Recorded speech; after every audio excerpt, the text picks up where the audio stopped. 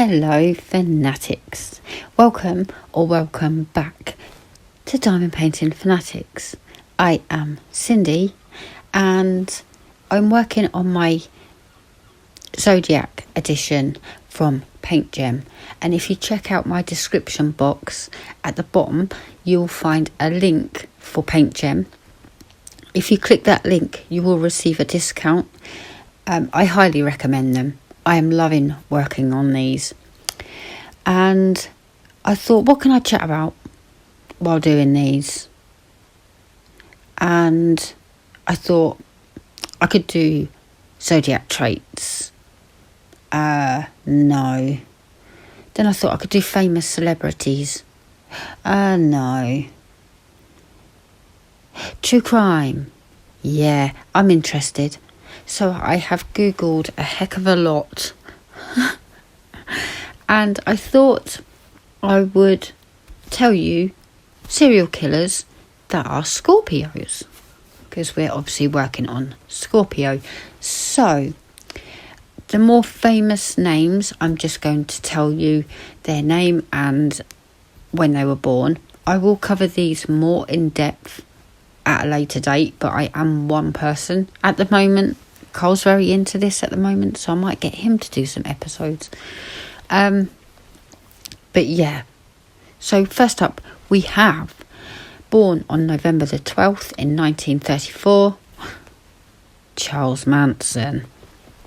But we all know Charles Manson. He committed quite a few murders and got everyone involved, and yeah, I will cover him more in depth at a later stage, but we've all heard of Charles Manson. Next up we have, born on November the 8th in 1945, is the Golden State Killer, also known as Joseph James D'Angelo. He was able to elude capture for 25 years. And he was overbearing and arrogant enough to attend a community meeting held to discuss his own crimes, and vengeful enough to reportedly then attack a man who spoke out against him in said meeting. Yeah, he was also very insecure. One victim told of how he had assaulted her when she heard him crying downstairs in their kitchen and smashing plates.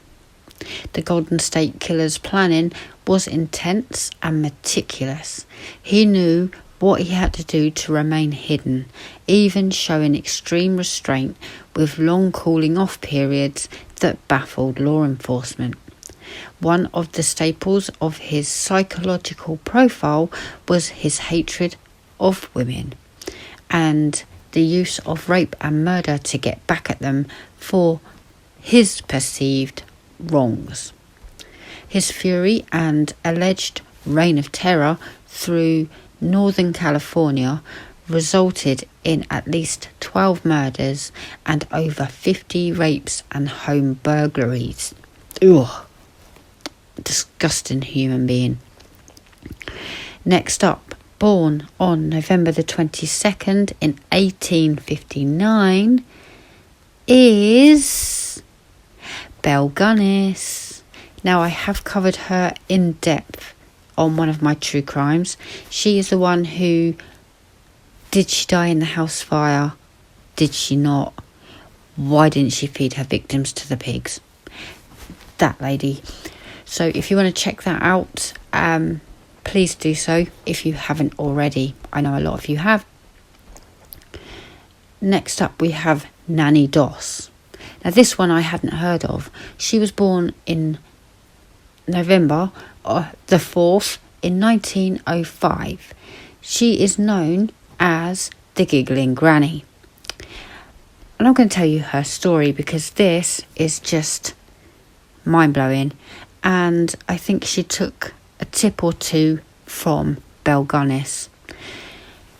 Passionate and longing for romance, Nanny Doss married her first husband at only 16 after knowing him for just 4 months.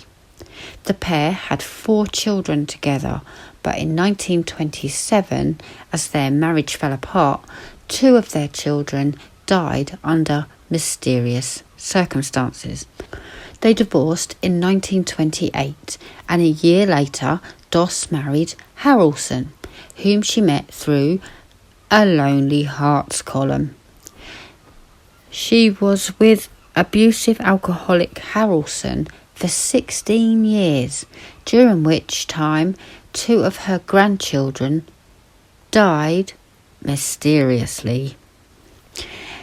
In 1945, she'd had enough, and Doss's vengeful side reared its ugly head as she killed Harrison by mixing poison into his moonshine. Police assumed he died of food poisoning, and Doss used the life insurance she received to buy herself a new house. Continuing with her successful secret plan for cash, Doss poisoned Arlie Lanning, whom she'd met through Lonely Hearts. Since he too was a heavy drinker, doctors assumed his death was a heart attack because of the alcohol. Doss was forced to take care of her abusive mother after she fell and broke a hip. She too died suddenly after entering Doss's care. Shortly thereafter, one of Doss's sisters died mysteriously as well. When she found out about her next husband, Richard Morton, was cheating on her, he suddenly died under mysterious circumstances too.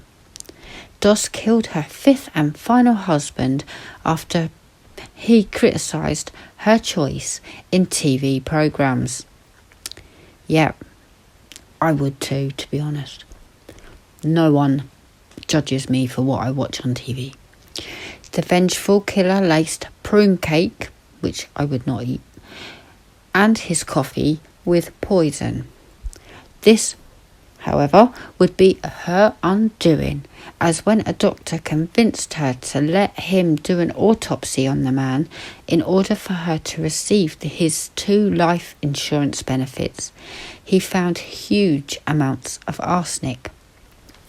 She earned the name Giggling Granny because every time she talked about how she killed her late husbands, she laughed. Robert Picton, aka the Pig Farm Killer. Robert Picton kept his real nature hidden, with neighbours describing him as, quote, good-natured little barstool, end quote. No, it's not quoted barstool, but you get the point. Though quiet, Picton was passionate, known for throwing wild and lavish and highly illegal parties on his farm, which he called the Piggy Palace. Picton was such a good actor that no one suspected him for years. To this day, police can't pinpoint when the killings began, though 65 women disappeared from the area Picton used as a hunting ground between 1978 and 2001. The killer knew how to manipulate situations to his advantage and purposely abducted transients and sex workers because he knew they would be less likely to be missed. There's nothing Picton wouldn't do to keep his secret. He used every means at his disposal to conceal his nefarious hobby. It was difficult to convict him because he fed his victims to the pigs on his farm, destroying almost all of their remains. The ruthless killer even reportedly turned some of his victims into mincemeat, which he sold to unsuspecting people, including police officers. The killer hid and disposed of the victims so well that he only ended up receiving 6 murder convictions. There just wasn't evidence for any more. Picton inadvertently confessed his crimes to an undercover officer in prison, expressing his fury at having been caught with 49 victims under his belt before he could reach the big 50. He was born on the 26th of November in 1949. David Parker Ray, also known as the Toy Box Killer.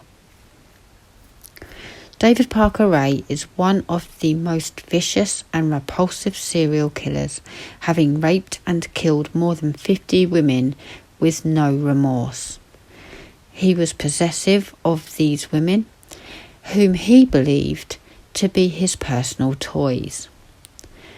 Ray seemed to use the power he held over these women as a means of payback for a youth spent bullied by his peers and beaten by his father. Ray is also known for his extreme brutality, going to great lengths to turn his soundproof trailer into what he called his toy box, filled with tools, medical instruments, and other means of torture. The killer made sure things would always go as he wanted, chaining women to a gynecologist-type table in the trailer and even playing them a cassette tape recording detailing what victims were about to endure and how he expected them to behave. He was ultimately sentenced to 224 years in prison for the acts committed against 3 women. It's believed that he tortured and killed many, many more, but Ray used drugs to dull his victims' memories and covered his tracks so well that there wasn't enough evidence to convict him for more. Born on the 6th of November 1939. The Lipstick Killer, born on November the 15th in 1928. I'm just going to call him William. He began his criminal career with theft. From the age of 12, theft became his favourite hobby. He claimed it was just something to do to entertain him while his parents were fighting. Police believe his first murder of 43-year-old Josephine Ross was a burglary gone wrong. The killer was so stealth it was impossible for police to find any leads. He left almost no evidence, made no noises to attract witnesses or cause a disturbance. He fled before the police arrived. The brutal murder of Frances Brown in 1945 also left almost no evidence or potential suspects. However, this time the killer did leave a message scrawled on the living room wall. The note revealed an insecure, unsure killer begging to be found. Written in lipstick, it read, quote, "For heaven's sake, catch me before I kill more. I cannot control myself." End quote. Despite the growing fear in Chicago at the time, William revealed anonymity, recklessly attempting to steal from an apartment in the same neighbourhood as his third victim, 12-year-old Suzanne Degnan, that he could take a classmate on a date. He was caught and pleaded guilty to all 3 murder charges, though insisted he was innocent and it was all a misunderstanding resulting from a brutal and unfair police interrogation. Kristen Gilbert, aka the Angel of Death. When Kristen Gilbert was young, she became known as a habitual liar, telling everyone she was related to Lizzie Borden. She was also very manipulative and violent when angry. Gilbert, who was cheating on her husband with James, a security guard at the Veterans Administration Hospital where she worked.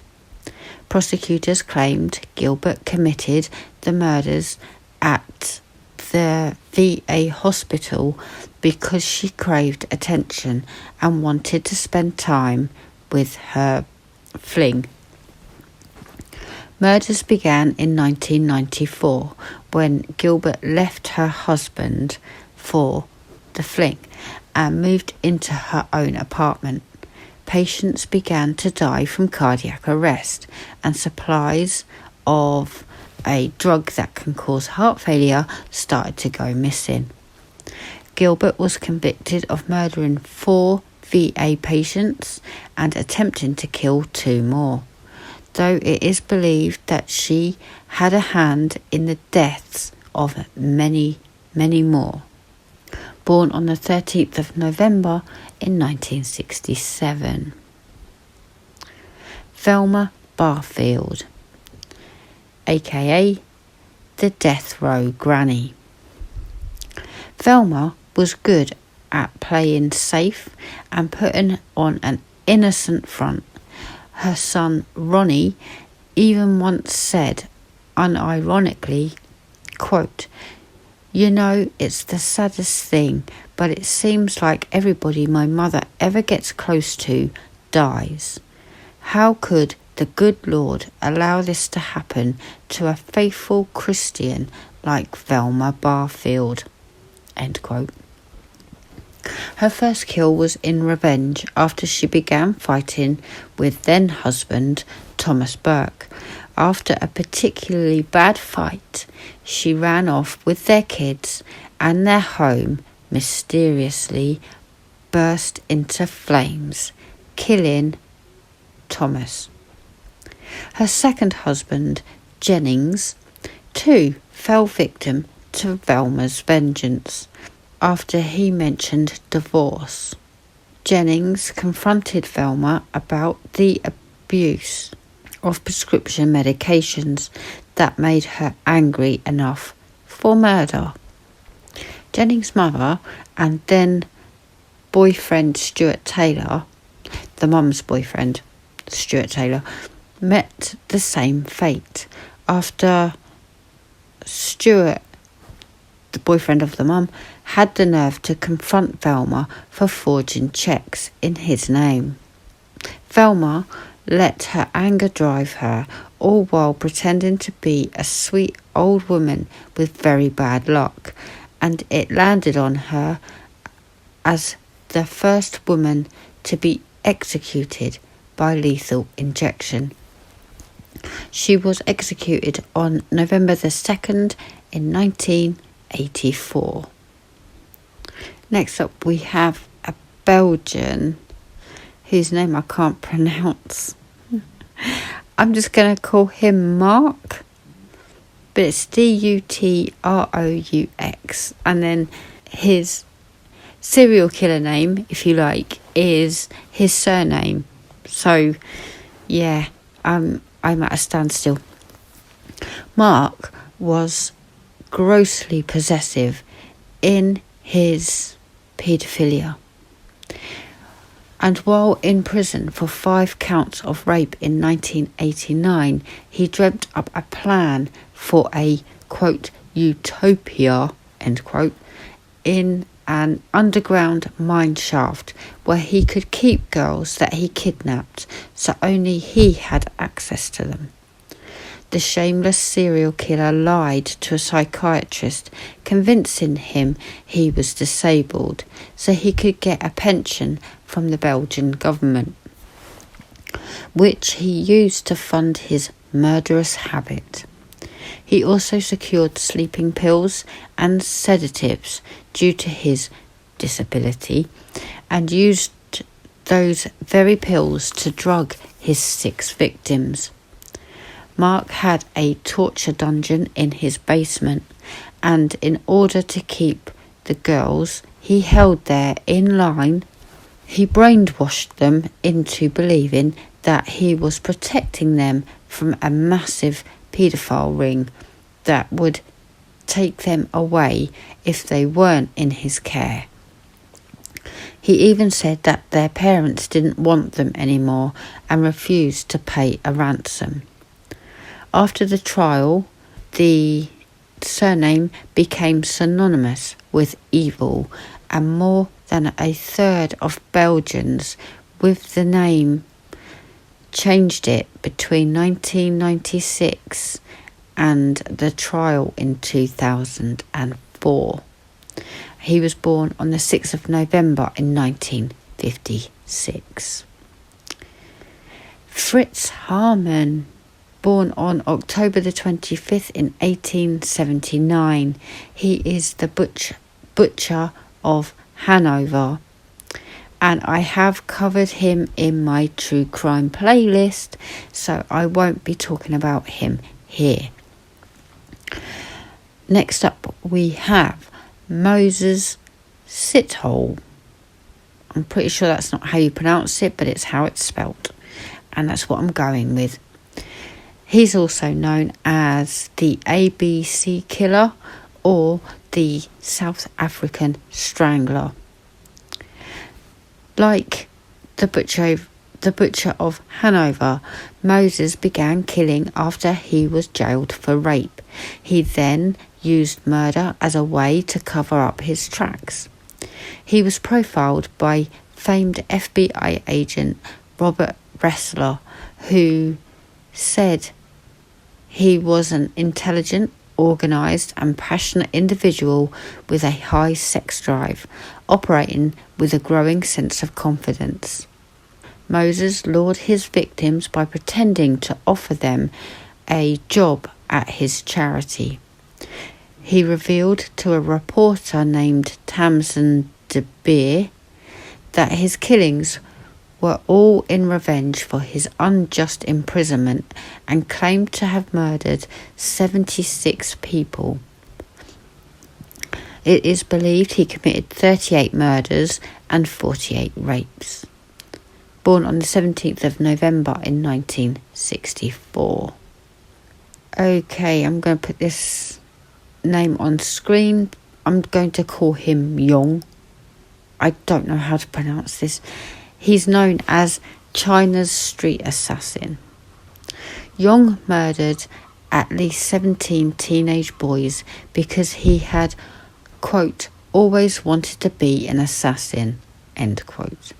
Like the ABC Killer, Yong lured the boys to his apartment with a ruse about a job opportunity.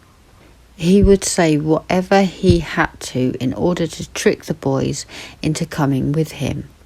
He used anger as a strength, drugging and strangling his victims after they arrived at his home. He was born on the 18th of November in 1974. Chester Turner, born on the 5th of November in 1966. He is also known as the South Side Slayer. Chester had no shame and no remorse in murdering 11 women in Los Angeles, including Regina Washington, who was 6 months pregnant at the time of her death. Cole Eugene Watts was born on the 7th of November in 1953, and he's known as the Sunday morning slasher. Watts held a lot of resentment for having been teased as a child. When he was 15, he assaulted a woman in her own home, later saying that he did it because he, quote, just wanted to beat someone up, end quote. Watts' thirst for violence was unquenchable. Maury Travis, born on October the 25th in 1965. Travis was too arrogant for his own good He was caught thanks to a taunting letter he mailed to the St. Louis Post-Dispatch. The map was later found to have come from Expedia.com and linked to Travis's computer. Police found VHS tapes, if you can remember what they are, hidden in Travis's St. Louis home, which featured the man brutally raping, torturing and murdering women.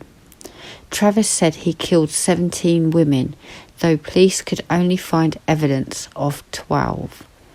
The investigation was cut short because Travis, refusing to work with the police, hung himself in his jail cell before he could be tried.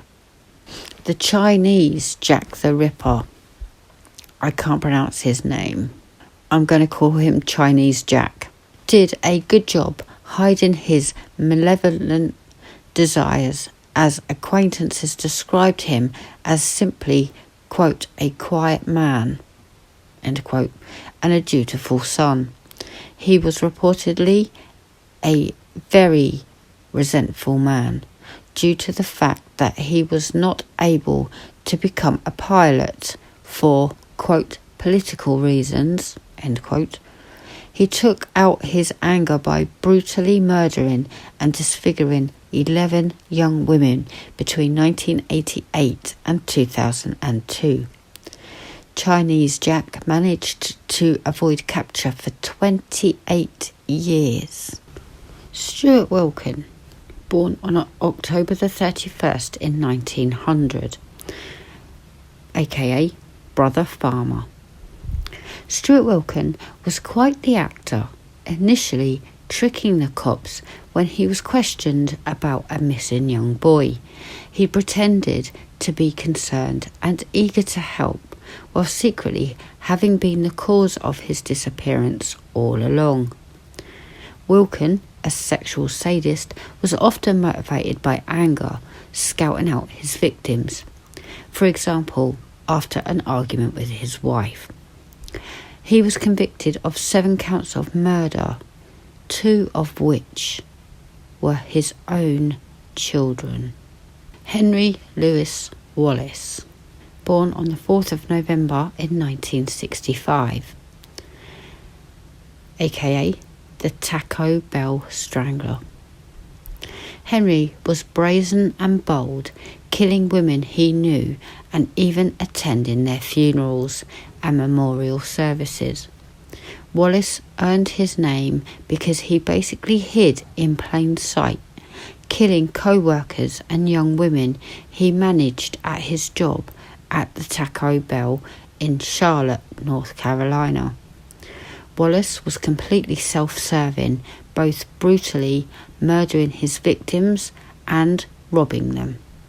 He was even arrested at one point for robbery, but the police had not yet connected him to the murders at that time. All in all, he killed 10 women. He is awaiting execution at the Central Prison. And there you go, guys. Some sick individuals that were born late October, early November, to become Scorpios. I hope you enjoyed this video. If you did, as always, please do leave me a thumbs up. Chat with me in the comments. Let me know your thoughts down below. And I love to interact with you. And yeah, roll on the next zodiac sign and see who I can find in that list. Thank you so much for keeping me company. I really do truly appreciate it. And I shall see you in an upcoming video very, very soon. Stay safe out there. Bye. Doesn't this look cute?